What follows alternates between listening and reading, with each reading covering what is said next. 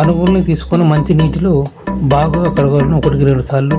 ఆ విధంగా కడిగిన తర్వాత వాటిని వేరొక మంచినీటి పాత్రలో వేసి పొయ్యి మీద పెట్టి ఉడికించవలను. ఆ తర్వాత ఇంకొక పాత్రలో చిక్కుడుకాయ శాకం కోసం అని పోనీ తయారు చేసి దానిలో టమాటాలు, ఉల్లిగడ్డలు, కొత్తిమీర, ఉల్లికూర ఆ విధంగా వేసి బాగా గరిటెతో తిప్పవలను. తిప్పిన తర్వాత దానిలో నీళ్లు పోసి చిక్కుడుకాయ శాఖ అయినా వేయవచ్చు, లేదా చిక్కుడుకాయ శాఖ వేసి ఉడికిచ్చైనా నీళ్ళు పోయవచ్చును. దాని తర్వాత దానిలో తగినంత ఉప్పు, కారం వేసి కలిపి శాకం ఉడికేదాకా మూత పెట్టేవాళ్ళను.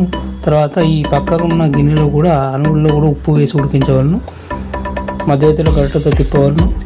ఆ విధంగా అయిన తర్వాత కొత్తిమీర, పల్లీల పొడి నువ్వుల పొడి ఏది ఉంటుంది ఈ టేస్ట్ని బట్టి వేసుకోవచ్చు. ఆ విధంగా అయినటువంటి చిక్కుడుకాయ శాకాన్ని వేరొక గిన్నె తీసుకొని ఆ గిన్నెలో చిక్కుడుకాయ శాకాన్ని తీసుకుని ఒక పక్కగా పెట్టుకొని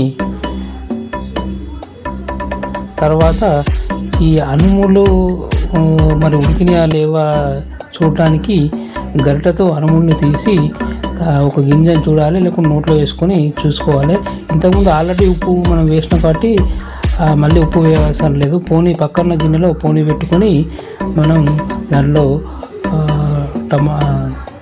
ఉల్లిగడ్డ వేసి తర్వాత ఆ అనుముల్ని వేసి మంచిగా కలిపినట్టయితే మనకు వేడి అనువుల పోనీ అనేది తయారవుతుంది. ఈ విధంగా 2 శాకాలు అనువుల పోనీ చిక్కుడుకాయ శాకం రెడీ అవుతుంది.